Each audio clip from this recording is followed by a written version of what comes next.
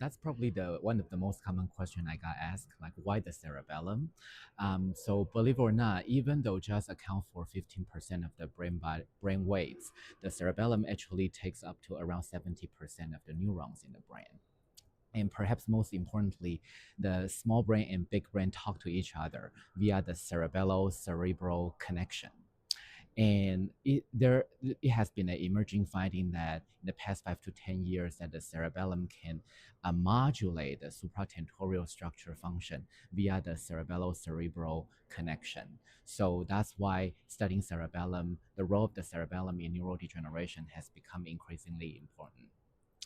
And in terms of the current understanding of how the role of this, like the relationship between the cerebellum and Parkinson, probably around 10-ish years ago, the NIH group proposed that the cerebellum can potentially compensate, provide a compensatory effect in Parkinson.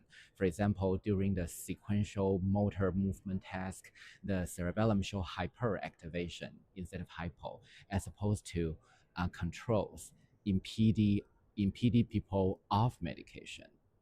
So, because theoretically, neurodegeneration should all be on the hypometabolism side, right? But for the cerebellum during the motor test is a hyper activation.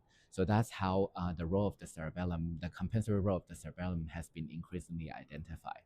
And overall, more and more research shows that the involvement of the cerebellum in Parkinson has been at the systemic level.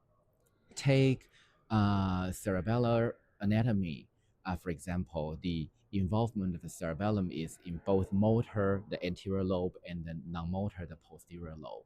So with all of this, based on the network degeneration hypothesis, the more preserved brain region, which is the cerebellum in neurodegeneration, especially in Parkinson, can potentially provide a compensatory effect to the diseased or disorder brain region, which is the supratentorial region.